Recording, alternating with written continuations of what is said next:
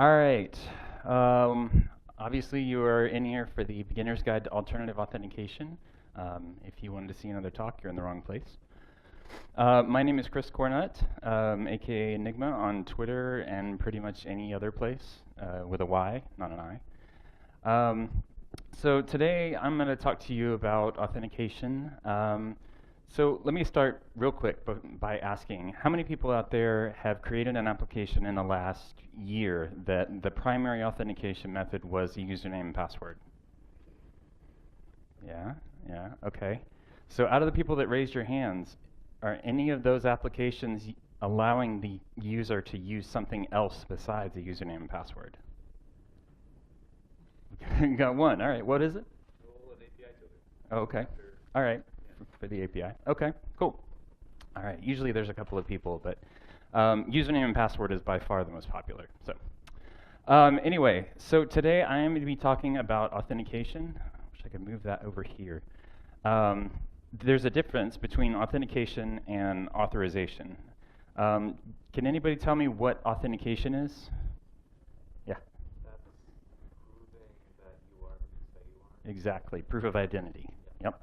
And what about authorization? Anybody? What you have permission, resources you're allowed to have. Yep. Exactly. What you can do, basically. So usually in the flow, obviously you have authentication. You have to prove who they are first, prove their identity as well as possible. Usually like in the case of a username and password, that's a single form of identity. You can go into multifactor authentication, so you have to prove them with like an SMS, like the code sent through SMS or push notifications, something like that. Or in the case of an auth token for an API, they have to auth first and then they get their token and they can use that for further operations. I am not going to be talking much about authorization, obviously by the title of the talk. Just focusing on the authentication piece. Authentication is, like I mentioned, about identity management. You're trying to prove who that person on the other end is, whether it's an actual person, your user, whether it's another system, or potentially a combination of both, a user acting on another system and then connecting to your system. So we have the kind of the usual stuff. First off, everybody had the Wild West. It's like, I can just put my endpoints out there, and if it's not linked from anywhere, then it's a complete secret, and nobody knows it's there, so it's completely secure. Does anybody know what that's called? Yeah, there you go. I'm not going to ask for a show of hands of people who have actually done that in the past. I'll be the first to raise my hand because I've done it too. And then you start moving up, you have access control lists. It's basically just a list of usernames or a list of people that are allowed to do certain things in your application. Once that starts getting unmanageable or you start to have too many of those access control lists, you can start moving to something a little more flexible where you have permissions. You have these certain permissions related to certain users, and so you're just evaluating those permissions. Anybody that's created a system that's of any scale can tell you that trying to manage permissions on an individual basis can be an absolute nightmare. And add on top of that, when you start doing your evaluation and you say, this user has to have this permission and it can't have this permission and it has to have one of these permissions, and you have these gigantic if statements in your code trying to figure out what exactly the user has and doesn't have. So you move up to role-based access controls. This is where a lot of web applications kind of stop. They end up with this. They can group people together. They add permissions to the groups so that you can just determine if the person's in the group, and then they inherit all those. One of the main issues with role-based access control is whenever you have exceptions to the rules. So you have to create a whole nother group that has all of these permissions except these one or two over here. So it can get a little bit more overwhelming too. It just depends on how the system is set up. So there's a couple of the solutions that I have in here that can kind of help with that. The first one, so the stuff that we've talked about is a little bit boring. Obviously, you're here to hear stuff outside of those basic methods. Role-based access control is a great standard, but there's things that can help with more complex systems. How many people have seen that movie? Do you guys know what that movie is? No. It's Hitchhiker's Guide to the Galaxy. Yeah, that's a great movie. All right, so the first one I'm going to talk about is attribute-based authentication. So attribute-based authentication, I'll kind of explain how it works, but first, it is really flexible. So basically what the authentication mechanism is doing is it's putting these different pieces of data together and it's looking at properties of those objects, basically, and trying to determine against a policy, whether they're able to access the system or not. It can also be used for authorization, so it's kind of multiple things. And unfortunately, it can be really flexible, and it can be overwhelming if it's something that you don't need for your system, and you try to implement it in your system. It can cause trouble down the road because then you have all these policies to maintain, and it's great for larger systems where you have someone potentially dedicated to maintaining those policies. But if you don't need it, then you don't have to. If you don't need it, you shouldn't implement it. Let's just say that. One of the biggest enemies of good security in applications is complexity. You'll have some systems where they have different kinds of authentication mechanisms for different pieces of it. That's great if you need different kinds of protection. But more often than not, in like a general web application, you're going to have maybe one or two different types of authentication that you need to have on the system. Most of them that I've seen, you can go with the standard username and password for the primary auth, and then do a secondary auth with, the multi-factor authentication, whether that be, SMS, little key cards, or whatever it is. Usually that's enough, but when you start dealing with, higher security kind of stuff, banking applications, working mortgage companies, that kind of stuff, then they could potentially have additional layers of protection on top of that. One of the popular ones that I always mention is on Amazon. Whenever you're browsing through, you can add stuff to your cart, you can do all that, just after authenticating the first time. But then whenever you actually go to check out, they ask you to re-authenticate. Because what they're doing is you have this session over here that has all this metadata associated with it. And whenever you go and you go to pay, they recycle that session. They take everything that's in there, start a new session, and put all that stuff inside of it, and then they destroy that old session. So that what happens is, if somehow an attacker had access to your old session and all that information, your payment details, everything that's more secure, more sensitive information, is all in that new session. So they would have to somehow compromise that new session as well to be able to get access to that information. Getting sidetracked here. So for attribute-based authentication, one of the primary methods is XACML. Don't ask me what that stands for. The last part, ML, is markup language, because it is XML, which is one of the reasons it can get pretty complex. But it's a standard from the Oasis group. This is actually a small policy. I've chopped out quite a bit of it. There's a whole bunch of stuff like kind of down in here. You can have multiple targets, multiple resources, multiple subjects, and there's combining algorithms, so you can say not, or and, or all this kind of stuff inside of it. But yeah, even simple policies really are longer than this, so it can get pretty outrageous. So just kind of a brief example or a brief summary of how it all works. So I mentioned the different objects. So you have the resource, which is what you're trying to access. You have the subject, which in most web applications is the user. Then you have the environment, that's like development, production, staging, all that kind of stuff. Or you could have environments related to certain systems, certain servers even. Just depends on how fine-grained you want to get with it. Because it's all just evaluating off of properties of these objects. So you could go down to IP addresses or something like that. And then the action that they're trying to take. That could be, most commonly in web applications, that's like, get, put, post, delete, all that.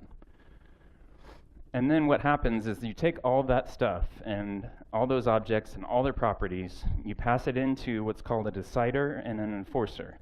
The decider goes in and it takes the policy and it evaluates all of these objects against that policy.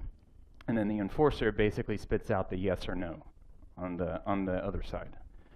Excuse me. So in theory, it's a pretty simple system. You know, I had to research this for a job that I had, well, a couple jobs ago now. And so, you know, I got to dig down deep into how these decisions happen and the actual structure of these policies. And as it turned out, we didn't actually need the system, but it was good to, you know, it was good to have this knowledge. You know, some of the systems that I see out there, they may not take into account the environment, because a lot of times, you know, your dev, your staging, your production are all pretty much the same kind of environment, you know, and you don't really have access differences between them. But it's when you start getting into, you know, specific systems, specific IPs, that kind of stuff, then you start having different environments, and that may matter. So as an example, like you have the resource, the user view one. The subject just has a property of the username property is username one, environment's production, and they're trying to make a GET request against that. So down here, we have all of this stuff as a part of the policy. And as you'll notice, all that stuff matches up. So the resource they're trying to access, the subject, the environment, all that stuff matches, which is great. Everything passes. So then you start going down and you hit this, you say user view 42, everything else is, or the username's the same, the environment is different, and the action is the same, which of course fails, because it doesn't match up the policy that we defined up here. Or the policy that we defined for it. Okay, does that make sense? I know I kind of rushed through that. Does anybody have any questions on the attribute-based stuff? And I'm happy to share more resources. I actually wrote a PHP library for it, so if you're interested in looking at that, it's... You said the policies are all XML? Yes, they are, in the true XACML system. So the library that I ended up writing for that job that I mentioned, basically it uses PHP functions to kind of recreate the XML structure. And so it just kind of builds those policies, and then you pass the policy into the decider and enforcer, and it spits it back out, spits, you know, the result back out. Okay, multi-factor authentication. I kind of mentioned this a little bit before with two-factor. So multi-factor is a combination of a couple of different things. There we go. Oh, no. There we go. Okay. So multi-factor is a combination of at least two of these. You know, with username and password, it's just something you know. If that's breached, you know, you can potentially have the password changed, but that's still just that single point of authentication. With multi-factor authentication, you combine two or more of these. So usually it's something you know and something you have. You know, whether that's your cell phone or it identifies you by an SMS message with a special code, something like that. But sometimes if you need the extra security, there's the something you are, you know, biometrics, thumbprints, iris scans. You know, it doesn't happen very often, but, you know, especially on like the government side of things, you know, when they need more protection, they need to really hardcore protection, they'll implement the biometric stuff. There is a pretty severe limitation on that at price. A lot of that stuff is still super expensive. And even the cheaper like thumbprint readers and everything, they don't work as reliably as they should. So it's okay. I mean, obviously for web apps, it doesn't really make as much sense as it would for like, you know, sitting at a console. But, you know, if you want it, then I guess you can implement it. And there's a relatively newer one, the being in a certain place. There was it was a phone app called Twoper, T-O-O-P-H-E-R. They got since bought up by Salesforce. But one of the factors that it integrated was that it used the GPS on your phone to be sure you were in a certain location. So you had to be sitting at your desk to be able to access the application. And usually it was a combination of the something you have and someplace you were, because it would actually send you the SMS or it would do a push notification to the phone, and you had to be in a certain place to accept it. Otherwise, it would just deny it right out. Which is interesting until you realize that GPS signals don't always work inside of buildings. So sometimes it would be off. I think they gave like a mile radius or something like that, but still. It never really caught on that much. I used to work for Salesforce when they acquired this, and we tried it out on our systems, and it was a little shaky. I really haven't seen any other phone apps that have tried to adopt this kind of thing. I work for Duo Security. One of our primary offerings is two-factor authentication. And Duo, one of their first claims to fame was the push notification. So whenever you have the SMS messages that come as a part of the multi-factor auth process, so a lot of people's phones, they have it where the SMS message actually shows even if the phone is locked, which is terrible because then all somebody has to do is swipe your phone and then they send that message and they can see it right there. I highly recommend turning that off if anybody has that enabled currently. I know it's super convenient, but it's also a security risk.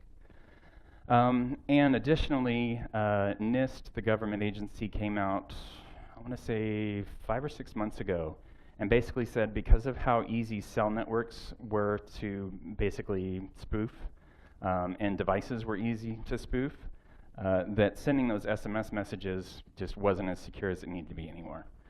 So they advise against sending those codes over SMS now. Usually they recommend either push or some of the other potential methods. You know, you had stuff like, you have the SMS, you have the biometrics, push notifications. Has anybody ever had one of these as a part of their job? Did you ever lose it? No? Do you know how much those things cost? They're like $200 each or something, and you have to buy them from RSA. You can't buy them from any place else. There was a guy, so I love telling this story because it makes everybody laugh, but there was a guy that had 4 of those RSA keys, and he had lost a couple of them. And so he had the bright idea to take those keys, have them at his desk, and he taped them to a piece of cardboard. And then he pointed a webcam at those RSA keys. So from anywhere in the world, he could see what the current codes were, which is great, except he didn't secure the webcam. So it was publicly accessible. So all of his RSA keys had to be replaced, you know, and he got I'm sure, a stern talking to by his boss, if not worse. But it's amazing the lengths some people will go to not have to carry just a little device like that. So one of the more popular ones, and it's getting more and more, is the YubiKeys. Does anybody have one of those? Yeah? Yeah? Do you like it? No? Why not? What's the problem?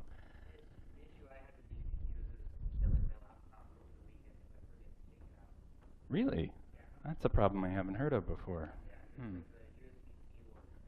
Oh, draining the power? Yeah, I could see that.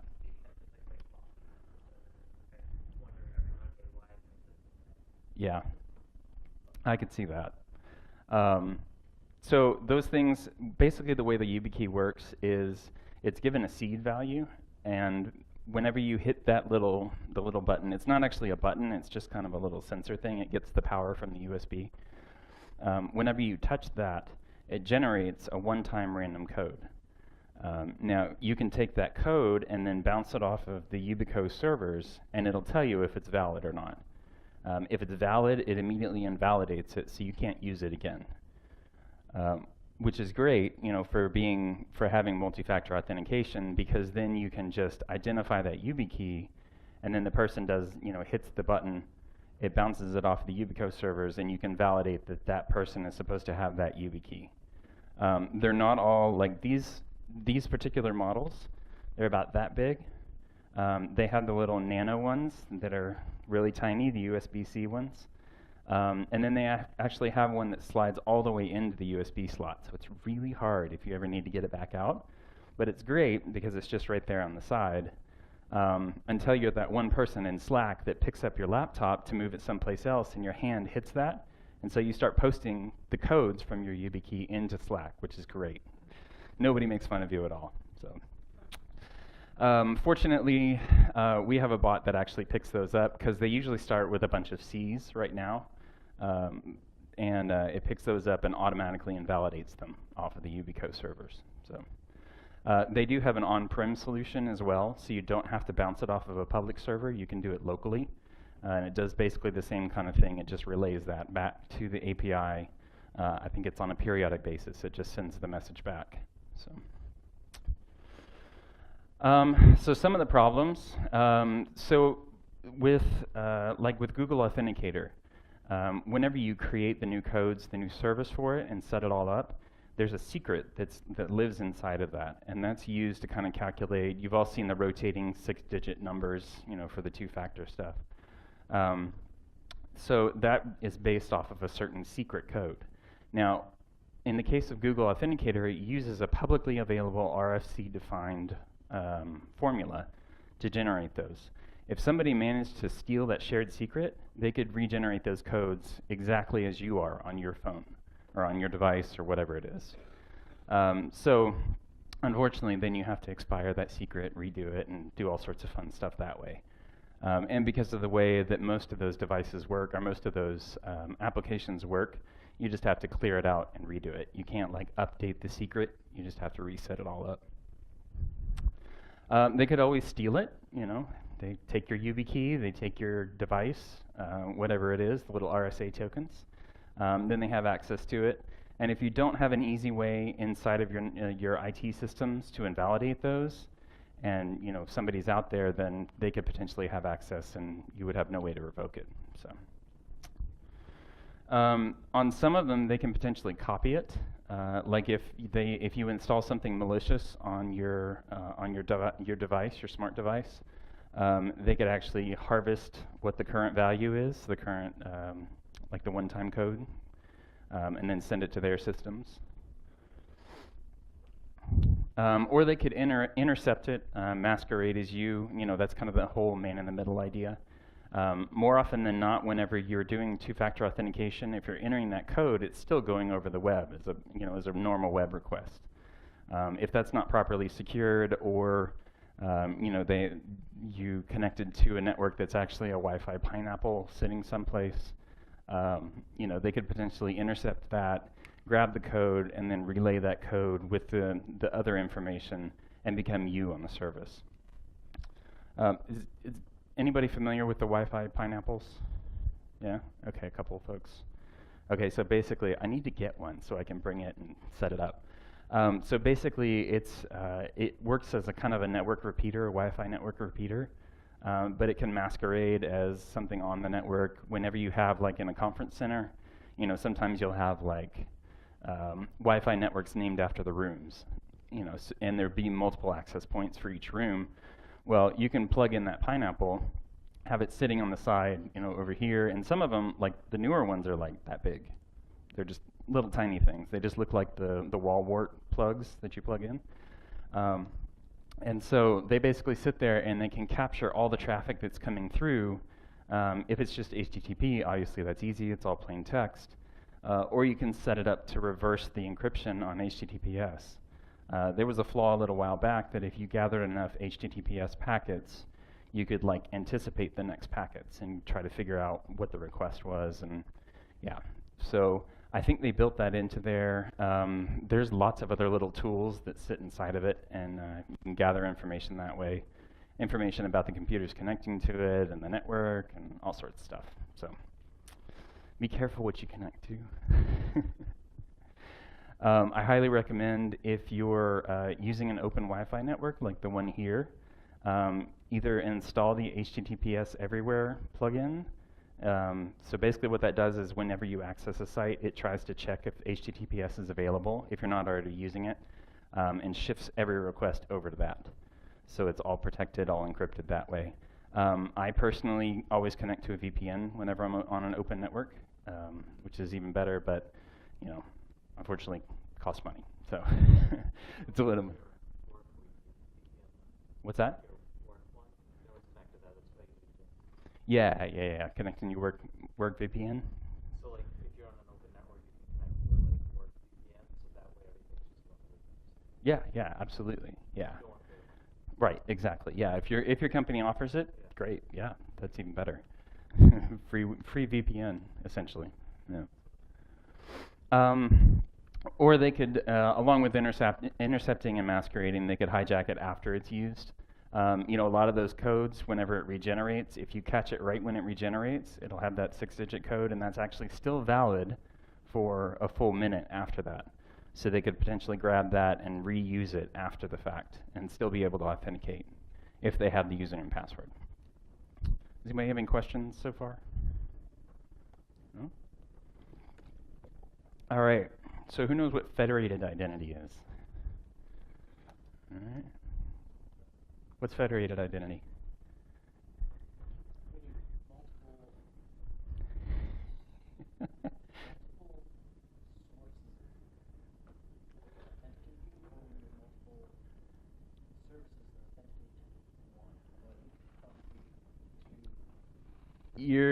Yeah. So you're pretty close. So the idea of federated identity is that you have the identity of your user living in one place. And basically they authenticate with that one place, and then that one place can send them off to other systems and say, I've proved who this person is, you know, based on the stuff that I have, and then they send that information out to the other systems that way. Usually it's more portable, like the messages are more portable. You know, you have something like SAML, where it's pretty standardized across the platforms. SAML is actually a documented structure, so everybody handles it the same way. SAML 2, I think, is the latest. And then you also need to ask whether you need to host the identity provider. So when you're talking about federated identity, the one system that says yes or no, this is the person, that's the identity provider. There are places that offer that as a service. So, you know, whether you need to actually host it yourself or have it as a separate service, you know, it kind of depends on what your architecture is. And it takes a lot of the burden off of you. So you don't have to worry about providing, you know, the authentication mechanism, you know, that stuff, storing that information, storing the credentials, storing any of the two-factor stuff is offloaded onto that other service. And most of the third-party services that have this offering actually are highly, like, they've gone through a lot of compliance and a lot of regulation just to be sure that their systems are robust enough and use, you know, high enough levels of encryption and all that kind of good stuff. So normal applications, you have your one person connecting to your one application. With your IDP, you know, like we were saying, you have the one connection to the IDP, and then that one relays that identity out to those other systems. Usually in like a corporate network, you'll have like an intranet, and you know, it kind of relays it out to the different applications. One of the offerings that we have right now, it's currently where you can set it up to authenticate against the on-prem proxy, and then your applications don't have to sit inside of a VPN. The way that it's set up is you actually authenticate against this proxy, and then you access those external applications, but it's still kind of routed through that proxy. And you can't access those external applications without going through that proxy. So it's kind of an interesting setup. And the whole point of it is unification. Then you have that single source that says yes or no, this is who this person is, who they say they are. You know, their identity has been proven to the other applications. You know, there's different kinds of identity federation. You know, you could have user to user, a user connecting to an application, you know, application to application, you know, more automated process kind of stuff. And then you have different levels of trust. So for all these different types of federated identities, you could have different levels of trust for certain things. So like, if it's a user coming in connecting to an application, you might not trust it as much as something as two applications talking to each other on top of or behind your internal network. So you can add certain levels of trust to the equation there. So you might ask, isn't that just kind of single sign-on? Obviously with application to application, that's sort of sign-on. Usually with the user to application, that's where most people think of, you know, the traditional single sign-on kind of stuff. But there's more to it. With the larger picture of federated identity, it's more than just, here's my credentials, you know, log me in kind of thing. With the SAML documents, you can actually pass in a whole bunch of other stuff. You can provide information, various user attributes, the access levels inside of it, and I'll go into more detail about SAML in a second. But so single sign-on, you just pass in the credentials, you hit the one login, and it goes out to the multiple services. It doesn't have to be SAML to go out to those services. There's other methods for communicating that information. SAML just happens to be one of the most standardized methods.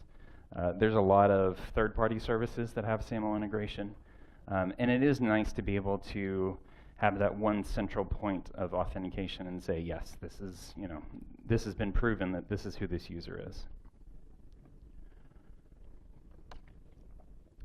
So you do have certain interface requirements when you're coming up with these connections back and forth and the data and the structure of it.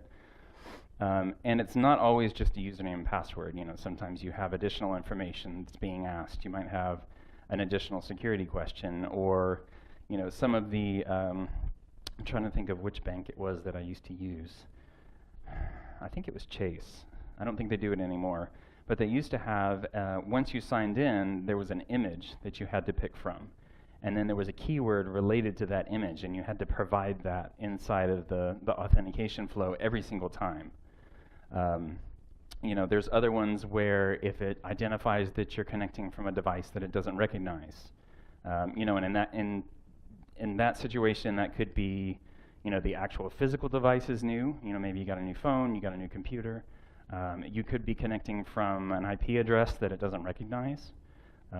So it detects that kind of stuff and says, okay, this is requiring an additional level of authentication on top of the normal username and password. So it could be other stuff as well. Connect to that primary domain, and sometimes it's not always just relaying the identity out to the system. Some systems will actually go back in and request identity for certain users as well. Request additional information for certain users. Whether, like if you just give it the credential, the basic information, it might come back and say, okay, I need to know the role information, the permission information for this user. So it reaches back out to that IDP and says, give me that information. I've already proven that that person is correct. That's their actual identity. I just need more information. So it's not always just that one-way communication out to the system. Usually it ends up being that way, but the spec makes it possible to talk back and forth, basically. Single sign-on, like I mentioned, is just kind of a subset of the general federated identity. There was all those other attributes that come with a full identity and identity provider. Usually it's used on intranets. A lot of people see this, especially on larger corporate networks. You go in, you log into the intranet, and then you might have a dashboard, and you can log into the other applications from there. There's also the idea of zero trust endpoints.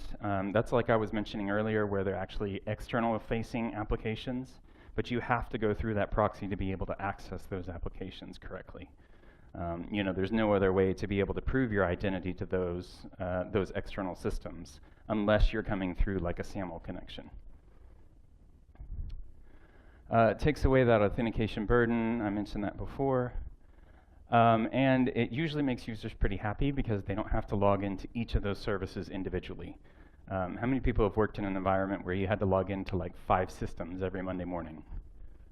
Yeah? Yeah? Okay, a couple of people. The people that didn't raise your hands, you're very fortunate. There's only one. And it's interesting because you can see whenever the load goes up on the IDP, because you have all these people coming in on Monday morning, and they all log in at the same time. And so if your IDP is not prepared for that kind of load, then it's going to crash, or it's going to take forever to respond to these requests. And people are going to get on the phone to IT. It's like, why is it not working? I can't log into Office 360 and do my job. So yeah, just be prepared for that. If you're hosting the IDP on-prem, something like that, make sure that it can handle that kind of load. So I mentioned SAML. You have this cross-service communication. There's a whole, like if you go out and look at the SAML documentation, again, it's XML-based, which is not super fun. But it's pretty standardized. There's lots of information in there. Version 2.1, I think, is what it is now. I forget. So the basic flow, so you start with the user makes or logs in over here, it generates the SAML request, goes back through the browser redirects over to that SSO URL. I'm sure if anybody's used any kind of SAML-enabled systems, you've seen those super long URLs that come after you do the login. It goes back over to the identity provider. They make sure they do all the authentication over here, whether this is all inside of your network or it's to an external service. And then that bounces back out to the browser through that special super long URL information.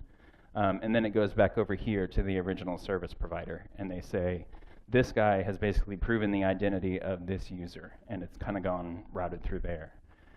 It's designed to actually go through the URL like that. Usually there's certain validations and certain verifications that happen as a part of the SAML process and the messages that get passed back and forth.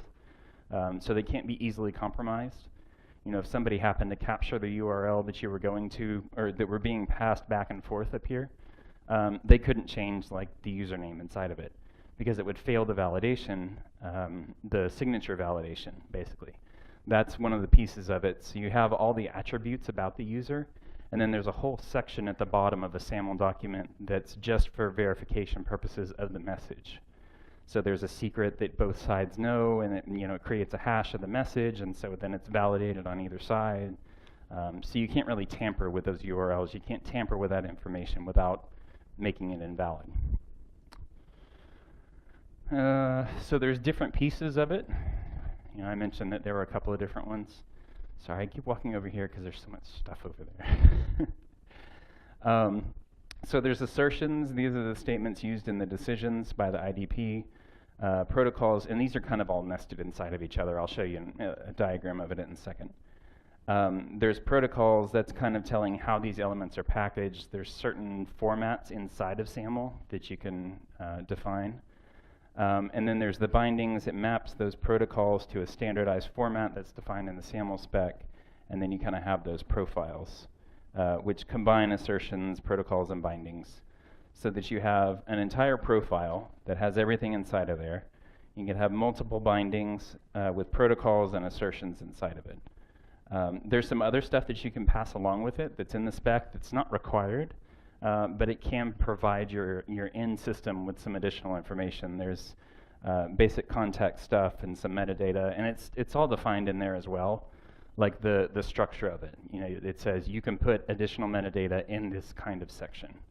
But again, it's not required. It's just nice to have. It was you kind of get the feeling that it was just kind of an add-on, and they said, oh well, we need some extra data. We need a place to put it, so it's stuck in there. There's the different authentication contexts. There's different schemas for different types. You can have, the intranet type, mobile two-factor, public key. These are, again, all defined in the spec.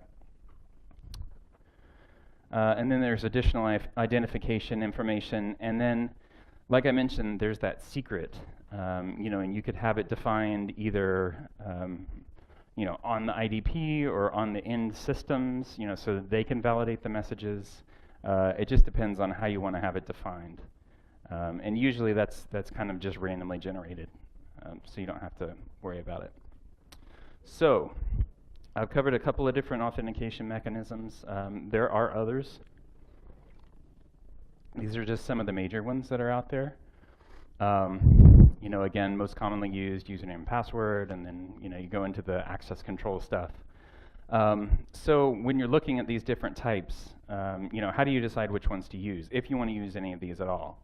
Again, remember that the more complex the system and the more different authentication protocols that you have and controls that you have, the harder it is to maintain all of them. And the chances of a problem arising in one of those, that's on a certain section of the application, that's kind of the cast off that nobody ever really uses, that's going to be the one that happens to get breached, because attackers are always looking for the easiest way to get in.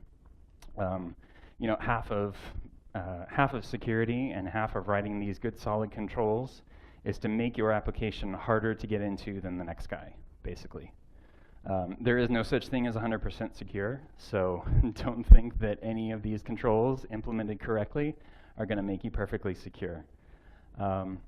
So when you're looking at any kind of authentication controls and authorization controls for that matter, you know, trying to decide which ones you want to use, think about the level of protection that's actually needed for the application.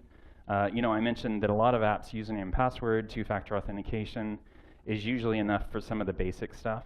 You know, when you start getting into more sensitive information, bank accounts, mortgage accounts, that kind of thing, you know, obviously you want to think about adding additional levels on top of that. You know, so it's not just one or two pieces of information that are required to access that sensitive information. You also need to think about your current systems and integration. It's great that if you have kind of greenfield development and you can go out there and say, oh yeah, I'm going to implement all these different kinds of security controls. You know, I'm going to have this perfect system. But you know, in real life, most people have to deal with third-party services. They have to deal with current systems, you know, LDAP servers that have been aging gracefully for years and years inside of your intranet. You know, you just have to think about how those are all going to hook together before you just go off and decide to use attribute-based authentication mechanisms and authorization mechanisms, and how those are going to integrate with those current systems. How many people get to do like greenfield new applications every single time? I know some of the marketing folks probably get to, but it's one person? Yeah? Okay. Lucky. Most of us are dealing with at least 3 or 4 or, you know, 10 to 12 internal applications that you're trying to interface with. So you also need to ask if you want to use multiple of these. You know, some of these can kind of work well together. And there's the idea in security of defense in depth. Authentication, authorization, that kind of stuff is just one level. Well, I guess authentication and authorization are kind of 2 levels. But the idea of defense in depth is that you don't just have one place that you're making the security decisions. You know, you could potentially have username and password, you know, two-factor authentication. Then inside of that, you have certain controls like Amazon forces you to re-authenticate whenever you go to the shopping cart. You know, the systems that say, hey, you're on a new device, you know, go ahead and perform this additional level of authentication. And then even stepping back out the other way, you could have network controls that say they can only access this application if they're on an internal network, you know, otherwise kick them back out. You know, so you have those multiple levels, and again, it's, you know, a lot of it is frustrating the attacker, basically, so that they can't get into your system as easily as they can other systems. There was a flaw in, I think it was a WordPress plugin, I don't think it was WordPress itself, a couple of years ago that was exploited by, I want to say it was a group of attackers. I don't think it was just a single attacker. And basically what they did was they installed this script on 50,000 WordPress instances. And it was a command and control script. And they had this single point where they could just basically say, here's the domain, I want a distributed denial of service attack pointed at that domain, or this IP address. And it sent that message out to 50,000 WordPress instances. And all of those instances from all around the world started immediately sending packets and sending requests, thousands and thousands of them, to this one single place. And so basically it's essentially a large botnet kind of system. You know, so you have to be very careful that your system is not super easy to compromise like that. You know, I know WordPress and WordPress plugins get a bad rap. There are a lot of bad plugins out there. Most of the compromises for WordPress actually happen because of plugins. There's very few that happen because of actual flaws in WordPress itself. These days, they actually have a team devoted to security. You can send to like security@wordpress.com, and they're pretty responsive about the stuff. You know, they get those fixes in pretty quickly, and more often than not, it's, you know, the fix is correct for what it is. Occasionally they kind of misunderstand the situation and they don't get the fix quite right, but you know, usually people are pretty quick to correct that. So, and then you also need to think about the risk of implementing it. You know, is it a new control? Is it an augmentation for a current control? the formula essentially for risk is how frequent something's going to happen, how probable it is to happen, and the cost if that happens to get breached. You know, and so obviously the higher those numbers are, the higher the risk it is to integrate that kind of thing into your application. You know, and the cost factor may be the cost required to do the development, to actually integrate that into your application. It might not be the cost of the breach. So it's kind of variable. It's really hard to determine risk because a lot of it depends on the environment as well. So you can't just say, you know, here's a 1 to 10 rating for risk. It's always going to be high risk if it's, you know, 30, where all of them are 10s. That doesn't make sense for all situations. You kind of have to judge it based on your environment and what the kind of control that you're going to implement is. And again, you don't have to pick just one. You can pick multiple if you want to. You know, but you have to be careful that it doesn't get too complex. All right, that is it for my slides. Does anybody have any questions? Oh, real quick. So, like I mentioned, that's me on Twitter, Enigma. I also run a site called Securing PHP. That's the Twitter account for it. And then this websec.io, I'm sure you'll see splashed around. It's one of the sponsors and everything. There are a lot of security articles that I've written, and a lot of them are directed specifically at PHP developers. There's just kind of some general stuff on there as well, general OWASP-related kind of, you know, here's what broken authentication is, you know, description kind of stuff. But, you know, there is a lot of PHP-specific content on there. So, you know, I would appreciate it if you check it out. And any feedback is always appreciated. So, with that, any questions from anybody? Oh, all right. Yep. Do you have any good resources for figuring out what that cost is? I know that's basically what your last slide is. You know, because I've worked for startups where it's like we start off, we have a few hundred users. It's like security risks are low, right?